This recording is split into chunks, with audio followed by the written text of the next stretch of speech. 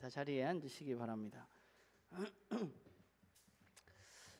제가 예전 교회에 다닐 때 그 교회에서 종교인 체육대회를 한 적이 있는데, 체육대회 게임 중에 거의 마지막 즈음에 했던 게임 중에 하나가 이제 종교인을 상대로 OX 퀴즈를 하는 거였어요. 그래서 가운데 밧줄을 놓고 교인들이 OX를 맞춰서 가는 거였는데, 그 중에 제가 기억나는 문제가 하나 있는데, 그 문제가 뭐냐 하면, 우리 담임 목사님 부부는 부부싸움을 한다 였습니다.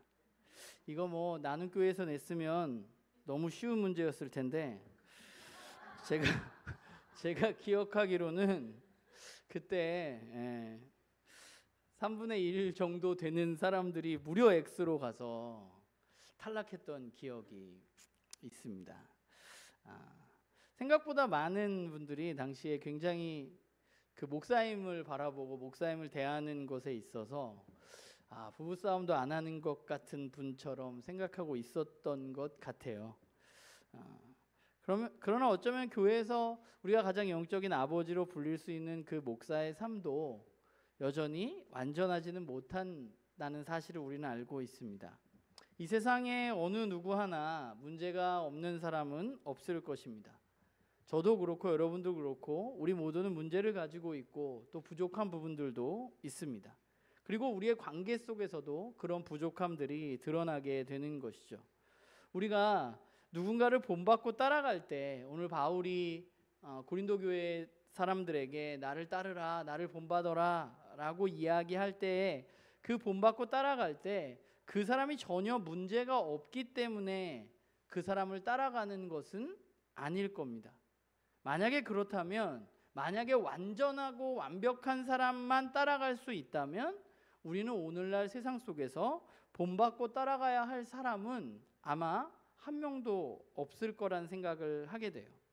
우리가 가지고 있는 약간의 오해 아닌 오해가 있는데, 그게 뭐냐 하면, 너무 많은 그리스도인들이 무언가 우리가 완벽해야 한다는 생각을 갖고 있는 것 같아요. 나는 꽤 괜찮은 그리스도인, 나는 완벽한 그리스도인이어야 한다고 생각하는 것 같습니다. 그래서 완벽한 삶, 완벽한 공동체, 완벽한 관계, 또는 완벽한 부모, 또는 완벽한 예배, 무언가 완벽해야만 그것이 따라갈 수 있고 좋은 것이라고 생각하는 것 같습니다. 그런데 사실은 우리가 그렇지 않다는 것을 너무 잘 알고 있죠. 우리는 모두 부족한 사람들이고 불완전한 사람들이기 때문에 그렇습니다. 왜인지 모르겠는데 우리가 굉장히 완벽한 사람이어야만 하고, 완벽한 그리스도이어야만 하고, 완벽한 공동체가 되어야 한다고 생각하면서, 완벽하지 않을 때 우리는 좌절하고, 완벽하지 않을 때 무언가 우리에게 굉장히 큰 문제가 있는 것처럼 여기면서 살아가는 것 같습니다. 우리가 8월 한 달 동안 다음 세대에 대한 신앙교육에 대해서 이야기를 나누고, 우리가 지난주에는 아이들과 같이 예배도 드렸었는데, 우리가 아이들을 가르치고 그들을 양육하고 하는 상황 가운데 아마 완벽한 부모가 있을 수 있는가 하는 생각을 하게 됩니다. 완벽한 교육이 가능한가? 저는 불가능하다고 생각해요. 그리고 우리가 최선을 다해서 가르쳐도 우리 아이가 후에 어떤 아이가 될지, 어떤 신앙을 가질지 사실 우리는 알지 못하는 것이죠. 우리는 이런 한계를 먼저 좀 받아들여야만 합니다. 우리의 문제는 우리가 완벽해져야 하는 것이 아니라, 완벽하지 못한 상황에서 그렇다면 우리는 어떻게 아이들을, 또는 우리 공동체 내에 있는 어떤 영적 아이를 어떻게 교육하고, 오늘 바울의 이야기처럼 나를 본받으라라고 이야기할 수 있을까 하는 것을 우리는 더 많이 생각해야만 할 것 같습니다. 하나님은 세상을 만드시고 하나님이 가정을 세우셨습니다. 성경은 가정이 하나님이 만드신 것이라고 이야기하고 있어요. 가정이라는 것이 인간의 계획에 의해서 탄생되어진 것이 아니라, 성경은 우리에게 분명히 하나님의 계획에 따라서 세워졌다고 말하고 있습니다. 그러면 하나님이 가정을 세우신 목적은 무엇인가 살펴보면, 그것은 하나님의 말씀 안에서 가정의 일원들이 서로를 돕고 성장하는 모습, 즉 그 서로를 돕고 성장하면서 생육하고 번성하는 모습으로 그들이 자라가는 것을 보고 싶으셨기 때문에 하나님은 가정을 세우신 것입니다. 이 세상을 다스리기 위해서 가정이 필요하다고 생각하신 것이죠. 그렇기 때문에 가정의 일원들은 결국 어떤 사람들이냐면 말씀 안에서 서로를 돕고 또한 서로를 돕고 바라보는 가운데 각기 성장해 나가는 사람들입니다. 누군가 주도권을 잡고 누군가 내가 원하는 대로 만드는 것이 좋은 가정이 아니라 서로를 돕고 하나님의 말씀 가운데에서 성장하는 공동체가 바로 가정인 것이죠. 그런데 하나님이 원래 그렇게 가정을 만드셨는데 거기에 문제가 생긴 것입니다. 우리가 잘 알듯이 그 가정에 죄가 들어오게 되었습니다. 그래서 그 가정이라는 것이 말씀 안에 있어야 하는데 하나님의 말씀을 벗어나게 된 것이죠. 그래서 서로를 돕고 서로를 바라보아야만 하는 사람들이었는데 죄 때문에 어떻게 돼요? 서로에게 자신의 잘못을 떠넘기게 되죠. 네가 먹으라 그래서 먹었잖아. 뱀이 먹으라 그래서 먹었는데요. 서로를 감싸주고 서로를 도와주고 서로를 바라보아야 할 그들이 죄가 우리 안에 들어오게 되었을 때 남 핑계를 대는, 서로 내 잘못을 내 잘못이라고 인정하지 않고 다른 사람의 잘못으로 여기게 되는 그런 일들이 그 가정 가운데 일어나게 되는 것이죠. 그리고 그 가정 가운데 태어난 아이들을 통해서 결국 우리가 잘 아는 것처럼 그 가족이 서로를 바라보고 서로를 도왔어야만 하는 것인데 서로를 어떻게 해요? 질투하고 그 질투가 결국은 살인에까지 이르게 되는 그런 모습을 우리는 성경에 나온 첫 번째 가정에서 보게 되는 것입니다. 하나님의 의도와는 상관없는, 하나님의 의도와는 벗어난 죄로 물든 가정은 하나님이 원래 만드신 가정으로부터 멀어지게 되는, 하나님이 원래 만드신 서로 바라보고 돕는 사람으로서의 역할을 하면서 서로 자라가고 생육하면서 번성하는 가정과는 거리가 먼 남 탓을 하고 서로에게 상처를 주고 또 서로를 질투하는 가정으로 성경 가운데 나타나 있는 것입니다. 죄라는 것은 원래의 모습을 왜곡합니다. 가정의 모습도 마찬가지인 것 같아요. 죄라는 것은 우리의 가정의 모습을 왜곡합니다. 가정이라는 것이 하나님이 계획하시고 하나님이 우리에게 주신 선물임에도 불구하고 그 가정이 왜곡되어지면, 그 가정이 죄 가운데 머물게 되면 그 가정은 선물이 아니라 우리에게 가장 고통스러운 존재가 되기도 하는 것이죠. 그런데 하나님은 그냥 그런 가정을 그냥 그렇게 내버려 두시는 것이 아니라 이 가정 가운데 하나님은 이 가정을 온전하게 회복시키기 위해서 이 땅 가운데 예수 그리스도를 보내주시고 그 각자가 그리스도 안에서 다시 한번 말씀 안에 거할 수 있게 하시죠.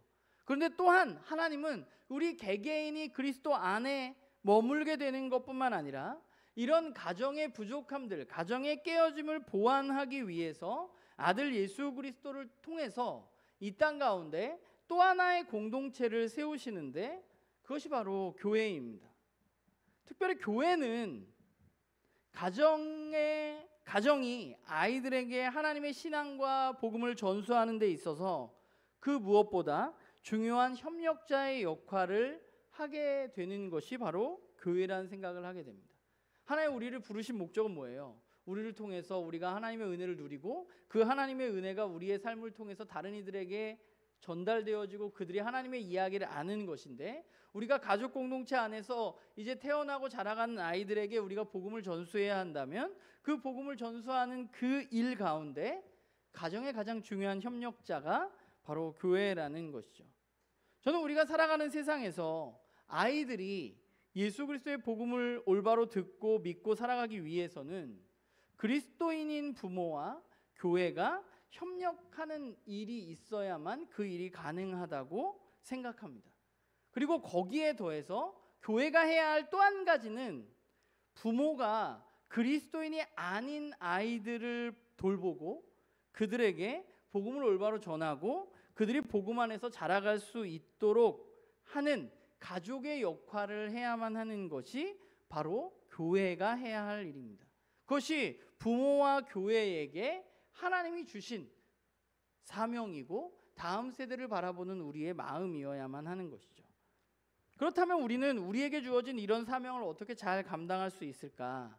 아이들을 신앙으로 양육하고 자라가게 하는 일, 그 일이 어떻게 가능할까? 저는 아이들이 신앙으로 양육되어지고 자라가는 일은 아이들만 자라가는 것이 아니라 저는 그 양육을 하는 우리 모두도 자라가게 하는 일이라고 생각합니다. 그렇기 때문에 우리는 더욱 그것을 애쓰고 노력해야만 하는 것이죠. 우리는 누군가가 잘 자라가기 위해서 저는 나눔교회 식구들이 누군가에게 좋은 모델이 되어야 한다고 생각합니다. 그리고 아이들에게 있어서 가장 좋은 모델은 저는 부모가 되는 것이 이상적이라고 생각합니다. 제가 이 글을 여기다 써놓고 이렇게 그 다음 구절에 이렇게 썼는데 사실 이거 되게 꿈 같은 얘기 아닌가 이런 이야기를 제가 썼거든요. 주희주은이가 따라갈 만한 모델이 우리 아빠 엄마가 된다는 것, 이거 너무 이상적인 거 아닌가 라는 생각을 하게 되었지만, 그러나 제가 보았을 때 그것이 가장 바람직한 방향이 아닐까. 아이들이 우리 엄마 아빠를 받아들이고 삶의 모델을 삼는 것, 그런 일이 일어난다면 우리 가정 가운데 얼마나 놀라운 일들이 일어날까, 우리 공동체 안에도 얼마나 놀라운 일들이 일어날까라는 생각을 해보게 됩니다. 여기서 오늘 말씀을 우리가 한 달 동안 말씀을 나누었지만, 오늘 말씀을 우리가 이야기하면서 한 가지 먼저 이야기할 것은, 우리가 또 아이가 없는 지체들도 우리가 많이 있잖아요. 그런데 오늘 이야기가 아이가 없기 때문에 나랑은 별 상관이 없는 이야기가 아니라, 우리가 성경에서 이야기하듯이 이 이야기가 반드시 육체의 부모뿐만 아니라 영적인 부모와 아이, 우리가 자라가는 이 과정 모두가 포함된 것이라는 생각을 하면서 우리가 이 말씀을 받아들이고 함께 나누었으면 좋겠어요. 우리가 좋은 모델이 되어야만 하는데, 부모로서 좋은 모델로 자라가기 위해서 먼저 필요한 것은 무엇인가 생각을 해보게 될 때, 저는 좋은 모델이 되기 위해서는 어른이, 부모가 가진 한계를 우리가 먼저 마주하는 것이라고 생각합니다. 제가 오늘 말씀을 시작하면서 이야기했지만, 이 세상에 살아가는 사람 가운데 완전한 사람은 없습니다. 문제가 없는 사람도 없습니다. 부모는 아이에게 문제가 없는 사람으로 여겨지는 것이 좋은 모델이라고 생각하는 경우가 많은 것 같아요. 그래서 아이들 앞에서 문제가 없는 것처럼 행동하게 되는 경우들이 어른들에게는 많이 있습니다. 나는 부족한 게 있고 문제가 있는데, 내가 문제가 없는 것처럼 아이들이 바라봤으면 좋기 때문에 아이들 앞에서 문제가 없는 사람인 것처럼 행동하는 경우들이 있는 것이죠.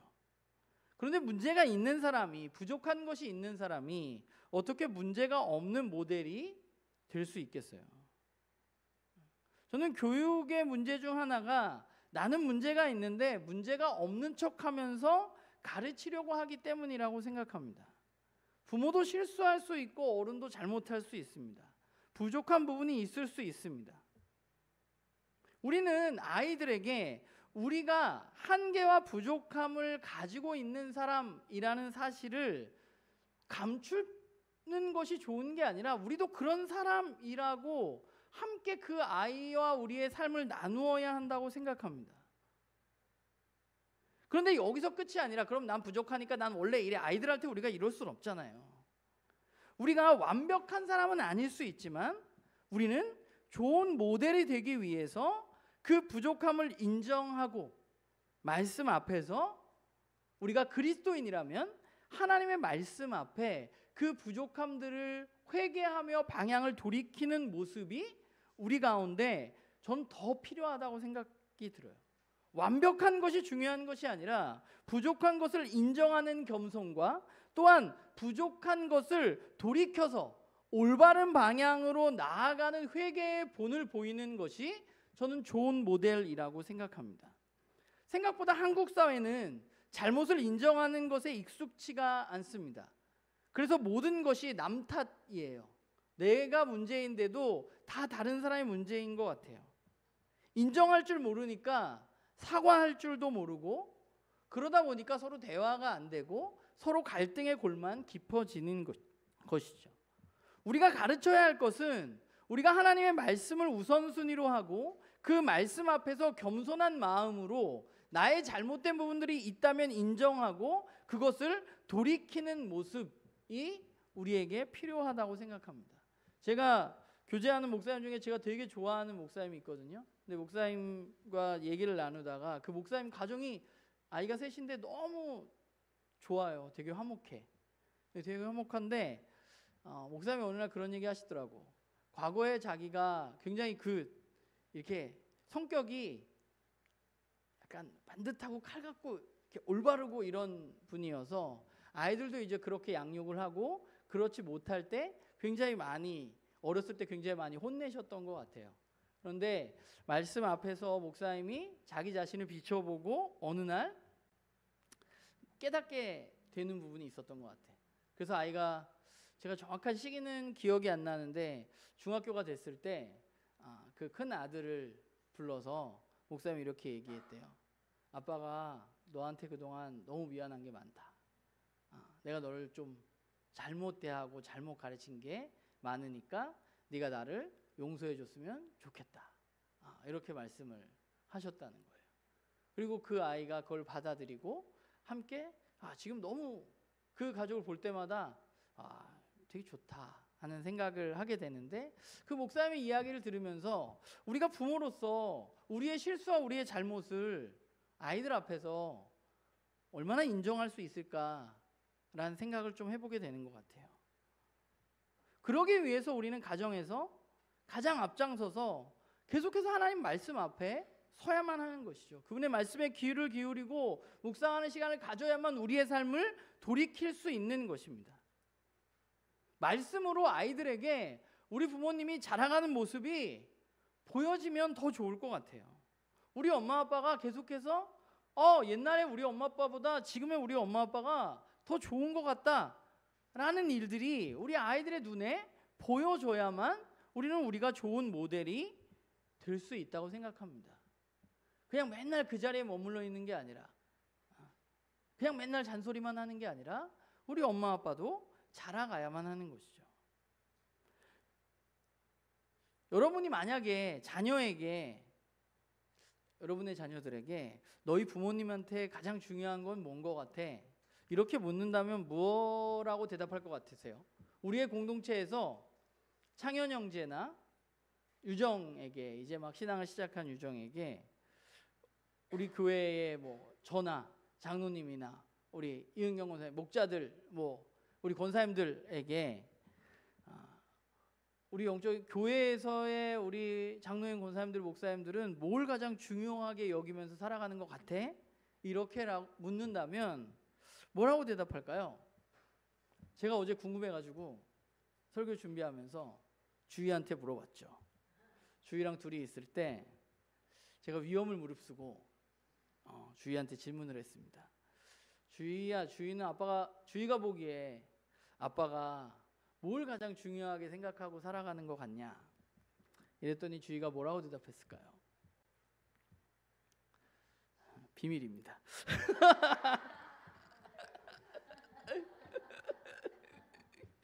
주희가 저를 이렇게 보더니 쉬운 질문 아닌 것 같다고 얘기를 하더니 주희가 나한테 이렇게 얘기했어요. 1번은 사랑인 것 같고 두 번째는 신앙인 것 같다라고 얘기를 했어요. 그러면서 1번에 덧붙여서 아빠는 항상 엄마가 최고잖아 이렇게 이야기를 해서 내가 하나님보다 와이프를 더 사랑하는 건가 막 이런 고뇌에 어제 빠지기도 했는데, 여러분의 자녀가 정말 뭐라고 생각할 것 같으세요? 우리 부모님은 뭘 가장 중요하고 생각할까? 나에게 공부하라고 얘기하고 또는 나에게 교회를 가라고 얘기하고 말씀을 읽으라고 이야기하는데, 혹시 우리 부모가 어떤 하나님에 대한 신앙이 아니라, 말씀이 아니라 다른 어떤 것, 이 세상의 어떤 것을 추구하면서 살아가는 것으로 아이들에게 보여지고 있지는 않은가. 그래도 어제 주희가 뭐 돈 이러지 않아가지고 전 굉장히 감사하긴 했습니다. 모델이 되기 위해서는 우리가 완벽한 척하지 않았으면 좋겠어요. 우리가 좀 진실했으면 좋겠습니다. 그리고 그 진실함 앞에 우리가 말씀 앞에 언제나 겸손했으면 좋겠고, 나의 부족함도 인정했으면 좋겠어요. 우리가 아이들 가끔 혼낼 때 네가 잘못했잖아, 잘못한 건 잘못했다고 이야기해야지, 이 말 굉장히 많이 하는데, 저는 부모인 우리도 우리가 잘못한 게 있으면 잘못했다고 이야기하는 그런 모습이, 그걸 보고 아이들이 배우지 않을까라는 생각을 좀 해보게 되는 것 같아요. 아이들이 어른을, 우리 부모를 모델로 삼기 위해서는 저는 부모가 신뢰할 수 있는 만한 사람이어야만 한다고 생각합니다. 우리 부모님이 내가 믿을 만한 사람이어야만 한다고 생각해요. 그리고 저는 그것이 부모가 가지고 있는 진실함이라고 생각해요. 그러니까 아이들이 모를 것 같지만 아이들은 다 압니다. 우리가 뭘 가장 중요하게 생각하고 우리가 뭘 추구하면서 살아가는지. 아이들 앞에 우리가 때로는 허세를 부리기도 하지만 아이들은 어쩌면 우리의 허세조차도 다 알고 있을 수도 있습니다. 우리가 해야 할 일은 허세 부리는 게 아니라, 나는 진짜 완벽한 사람이야 라고 이야기하는 게 아니라 진실한 마음으로 아이들을 대하고 그들과 함께 삶을 나눌 때 저는 신뢰가 생긴다고 생각해요. 그리고 또 한 가지는 우리가 아이들과 좀 계속해서 연결되어져야 될 것만 같아요. 친밀해야만 하고 아이들을 애정으로 쌓아야만 합니다. 아이들을 이해하려고 애쓰고 노력해야만 하는 것 같아요. 아이들 안으로 들어가고. 제가 제일 못하는 게, 제가 말씀을 준비하면서 내가 이 말을 꼭 해야 하나 싶으면서 내가 이거 진짜 못하는데 하는 게 여기인데, 제가 아이들을 잘 이해를 못하거든요. 제 성격이 그런 것도 있고, 그냥 옆에서 주희랑 주은이가 계속 떠들면 저는 그냥 혼자 가만히 해. 그래서 저한테는 얘기를 잘 안 해요. 나한테 얘기해봤자 저 인간이 별로 들을 것 같지가 않은지, 그 얘기 안 하고 있다가 엄마만 오면 그냥 이게 터져가지고 그러는데 좀 고쳐야 되겠다 하는 생각을 하게 되는데, 우리가 아이들과 연결되어지기 위해서는 아이들 안으로 들어가야만 하는 것 같아요. 그리고 저희 집에 그 인형들이 꽤 많거든요. 근데 인형들마다 그 약간 인격이 부여되어져 있어요. 저희 집 인형들에. 그리고 인격이 부여되어져 있기 때문에 그 인형들은 각각의 목소리를 가지고 있습니다. 저는 아이들이 뭐 이제 그 인형과 대화를 아이들이 할 때 저는 바라보면서 쟤네들이 도대체 무슨 짓을 하는 건가, 왜 그러나 라고 생각을 하고 전혀 반응해주지 않지만, 감사한 것은 저희 아내는 그래도 그 인격에 빙의하여서 그 인형의 목소리로 아이들과 이야기하는 모습, 뭐 좀 그런 게 아이들 안으로 들어가는 게 아닐까라는 생각을 하게 돼요. 그리고 또 하나는 연결되어지기 위해서는 우리가 아이들 안으로 들어가는 것뿐만 아니라 아이들이 우리의 삶 안으로 들어올 수 있도록 초청해야만 할 것 같습니다. 아이들이 내 삶을 볼 수 있도록 우리는 좀 오픈하고 드러내 보여주어야 할 것 같아요. 어떤 선택을 하고 내가 어떤 기준으로 살아가고 내가 실패했을 때, 내가 잘못했을 때 우리 엄마 아빠는 그것을 어떻게 대처하는지 우리가 보여줄 필요가 있는 것이죠. 우리 부모님은 어떻게 말씀으로 자라가는지 보여주어야만 합니다. 불완전한 우리 아빠가 어떻게 하나님의 말씀으로 자라가는지 아이들이 볼 수 있어야만 하는 것이죠. 사실 이런 것을 가장 잘 보여주신 분이 저는 예수님이라고 생각을 하게 됩니다. 본을 가장 많이 보여주신 분. 그렇기 때문에 언제나 우리는 예수님께 배워야 하는 거죠. 우리가 잘 아는 대로 뭐 여러 가지 이화들이 있지만 예수님이 요한복음 13장에 돌아가시기 전에 제자들을 불러놓고 대야에 물을 떠놓고 제자들의 발을 씻겨주시잖아요. 그러면서 베드로가 나는 안 됩니다 라고 하니까 예수님이 내가 이걸 씻겨주지 않으면 너랑 관계가 없다. 그러니까 베드로가 저를 다 씻겨주십시오 하면서 이야기하자 주님이 제자들에게 원하시는 것은 뭐예요? 내가 이렇게 발을 씻겨 주었듯이 너희들도 사람들의 발을 씻겨 주어야 한다는 것을 보여주고 싶으신 것이죠. 그것을 경험함으로 말미암아서 제자들이 배우고 익히고 그런 삶을 살아갈 수 있도록 하셨던 분이 바로 예수님이고, 우리는 예수님의 본을 따라서 아이들에게 말로 가르치는 것뿐만 아니라 우리의 삶으로 아이들을 가르치고 양육해야만 하는 것이죠. 교회에서도 마찬가지인 것 같아요. 교회에서도 영적인 아이들이 어떻게 자라갈 수 있는가, 영적 부모들이 도대체 어떻게 자라가고 있는지 보면서 그 영적인 아이들이 점점 자라가는 것이죠. 장로님들이 뭐 우리 교회는 아니지만 장로님들 많은 교회들 맨날 장로님들 모여가지고 회의하고 싸우고 뭐 그런 걸 보면서 뭘 배우고 자라겠어요. 교회 안에 정말 영적인 부모들이 영적인 부모로서의 역할을 잘 해낼 때 그때 보고 자라가는 것입니다. 저는 그래서 아이들을 우리가 사랑하고 잘 양육해야 되는데, 아이들을 제대로 사랑하고 우리가 양육하려면 우리가 해야 할 일들이 있는 것 같아요. 우리가 아이들을 제대로 사랑하려면 우리가 가장 먼저 해야 할 것은 우리가 하나님을 제대로 사랑하는 것입니다. 우리가 하나님을 가장 사랑함으로 우리의 자녀들을 사랑해야만 합니다. 하나님을 사랑하는 부모의 모습을 보면서 아이들은 하나님을 알아가고 하나님을 사랑할 수 있게 되는 것이죠. 아이들이 그리스도 안에서 정말 하나님을 사랑하는 모습으로 잘 자라가는 것을 내가 원한다면 내가 먼저 하나님과 온전한 관계를 맺어야만 하는 것이죠. 내가 먼저 하나님과 온전한 관계를 맺고 하나님과 친밀한 관계를 맺고 살아갈 때 아이들은 그것을 보면서 아빠가 엄마가 하나님을 사랑하는 모습을 보면서 하나님에 대한 사랑을 배울 수 있는 것입니다. 그리고 두 번째는 자기 자신을 사랑함으로 자녀들을 사랑하는 것입니다. 나를 사랑하지 못하는 사람이 다른 사람을 사랑할 수 없습니다. 성경은 우리에게 이웃을 사랑할 때 어떻게 하라고 가르치나요? 내 몸과 같이 사랑하라고 이야기합니다. 아이들을 사랑한다고 하면서 부모가 내가 없는, 내 삶이 없는 사람들을 가끔 만나게 됩니다. 아이들을 사랑한다고 하면서 자신을 사랑하지 않는 사람들을 가끔 만나게 돼요. 아이들은 자신을 사랑하지 않고 오로지 너만 사랑한다고 이야기하는 부모에게서 사랑을 느끼는 것이 아니라 오히려 자신을 건강하게 사랑하는 부모를 바라보면서 건강한 자기애를 키워갈 수 있을 것입니다. 내 아이가 스스로를 정말 사랑하고 나 자신을 귀하게 여길 줄 아는 아이로 자라가기를 원한다면 여러분들이 여러분 자신을 먼저 소중하게 여기고 사랑하고 하나님 안에 머물러 있어야 하는 것이죠. 세 번째로는 우리가 주변에 있는 이웃을 사랑함으로써 아이를 사랑할 수 있다고 생각합니다.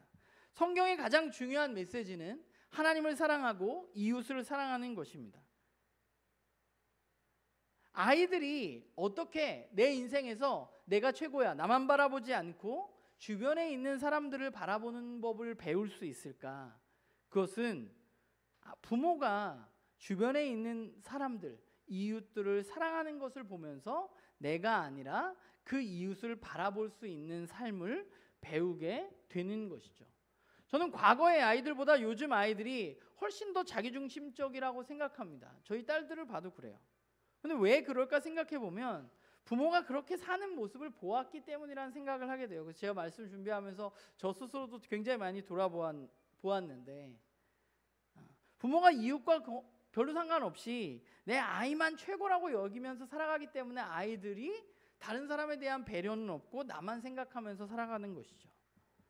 그렇기 때문에 우리는 아이를 건강하게 자라가기 위해서는 주변 사람들을 돌보고 그 사람들을 이해하고 그 사람들을 사랑하는 모습으로 살아가야만 아이가 건강하게 자랄 수 있는 것입니다. 그리고 마지막으로 자녀를 사랑하는 가장 중요한 최고의 방법은 결혼하신 분들은 배우자를 사랑하는 것입니다. 여러분이 그리스도의 사랑으로 배우자를 사랑하는 모습을 보면서 자녀들이 사랑을 배운다고 저는 생각합니다. 성경은 결혼 관계를 빌어서 뭘 설명하냐 하면 교회와 그리스도와의 관계를 설명합니다. 부부의 관계를 통해서 교회와 예수님의 관계를 설명해요. 부부관계는 아이들이 그리스도의 사랑을 가장 잘 배울 수 있는 통로라고 저는 생각합니다. 교회도 마찬가지인 것 같아요. 영적 아이들이 예수님의 사랑을 어떻게 가장 잘 배울 수 있을까? 우리 창현 형제나 유정 자매가 이제 교회 온 지 제일 얼마 안 됐으니까 어떻게 예수 그리스도의 사랑을 가장 잘 배울 수 있을까? 우리 공동체 식구들이 서로를 사랑하는 모습을 보면서 예수님의 사랑을 배울 수 있지 않을까요?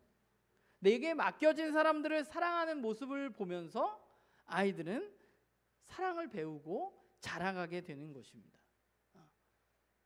그렇기 때문에 나에게 가장 맡겨진 가장 가까운 사람, 내가 사랑하기로 결정한 사람, 배우자를 사랑하는 것으로 아이들을 사랑하는 것이 저는 굉장히 중요하고 가장 중요하다고 생각해요. 이 세상에 거저되는 건 없는 것 같아요. 훈련하고 노력해야만 가능합니다. 모든 것들이 마찬가지인 것 같아요. 아이들에게 하나님의 이야기를 가르치고 아이들이 그리스도인으로 자라갈 수 있도록 하는 것, 우리 공동체 가운데 영적으로 아이에 있는 이들이 점점 자라가게 되는 것, 그런 것은 거저되는 것이 아니라 굉장히 큰 노력과 훈련이 필요합니다. 그러기 위해서 우리에게는 결단이 필요한 것 같아요. 가정에서는 부모의 결단이 필요한 것 같아요. 아이들과 하나님의 이야기를 나누는 시간들이 우리에게는 필요합니다. 저도 잘 못하고 있는데 아이들과 하나님을 이야기를 나누기 위해서 시간을 확보해야만 하는 것이죠. 우리는 뭐 바빠가지고 못한다고 하는데 또 텔레비 보는 시간은 있어요. 핸드폰 보는 시간은 있고. 그리고 우리가 시간을 확보하기로 결정하고 내가 이렇게 해야 되겠다고 결정했다면 우리는 그 시간 가운데 그 약속을 일관성 있게 지켜나가야만 합니다. 정했다면 그 약속을 아이들과 계속해서 지켜나가는 모습이 우리에게 필요하다는 것이죠. 그리고 또 하나는 그 시간의 목적도 우리는 기억해야만 합니다. 그 시간에 모이는 게 중요한 게 아니라 우리가 함께 모여서 뭘 하려고 그러느냐? 하나님의 이야기를 나누고 그 이야기를 전수하는 게 우리들의 목표잖아요. 우리는 그 목표를 잊으면 안 돼요. 그러니까 우리가 뭐 함께 모여서 야 오늘 가정예배 드리자, 가정예배에 모여서 드리는 것 자체가 중요한 게 아니라 그 이야기를 통해서, 그 시간을 통해서 우리가 어떻게 하나님을 이야기할 수 있을까? 그리고 우리가 하나님 안에서 살아가는 삶을 어떻게 이야기할 수 있을까가 필요한 것이죠. 그래서 저는 우리 부모님들에게 좀 여러 가지 아이디어들이 필요하다고 생각해요. 그냥 과거처럼 우리 모여서 얘기 드리자, 찬송 부르고 말씀 읽고 이런 거 말고 우리가 어떻게 아이들과 시간을 확보하고 그 시간에 아이들에게 조금 더 아이들이 잘 들을 수 있을 만한 이야기를 우리가 나눌 수 있을까에 대해서 우리가 좀 함께 고민하고 아이디어들이 있다면 함께 나누어서 우리 나눔 교회 안에 아이들이 정말 가정 가운데 하나님에 대한 이야기를 배울 수 있는 일들이 일어나는 일들이 있을 수 있도록 우리가 함께 의견을 나누었으면 좋겠습니다. 그리고 교회인 우리도 마찬가지인 것 같아요. 교회도 훈련해야만 합니다. 우리가 모델로 모두 자라가기 위해서 우리는 애써야만 하고 또한 우리는 더욱 뜨겁게 사랑하는 모습으로 자라가야만 합니다. 우리가 뜨겁게 사랑함으로 하나님의 사랑을 우리는 보여줄 수 있는 것이죠. 오늘 아이들에게 바울의 이야기처럼 우리가 이야기하는 날이 있었으면 좋겠어요. 내가 하나님 본받은 것처럼 너도 나를 본받으라 라는 이야기를 자신 있게 할 수 있는 날이 우리 가운데 있기를 소망합니다. 우리가 천하보다 한 영혼이 귀하다는 말을 참 많이 하는데 저와 여러분에게는 천하보다 귀한 생명들이 여럿 맡겨져 있습니다. 우리는 그 사실을 잊어서는 안 됩니다. 천하보다 귀한 그 아이들, 또 우리 공동체 안에 있는 식구들, 그들이 우리 모두에게 맡겨져 있다는 사실을 우리가 기억하고 그들에게 하나님의 이야기를 잘 전달하고 또 전수하는 그런 우리 나눔 공동체가 되었으면 좋겠어요. 우리가 오늘 430장 찬양했는데 430장 제일 처음이 뭐예요? 주와 같이 길 가는 것 어때요? 즐거운 일 아닌가? 즐거우세요? 즐거우면 아이들도 즐겁게 살 수 있도록 도와줘야죠. 우리 영적인 아이들도 즐겁게 살 수 있도록 우리 다음 세대들도 우리가 누리고 있는 하나님과 같이 길 가는 것이 얼마나 즐거운 일인지 알려줄 수 있는 그런 우리 모두가 되어지기를 주님의 이름으로 부탁을 드립니다. 기도하겠습니다.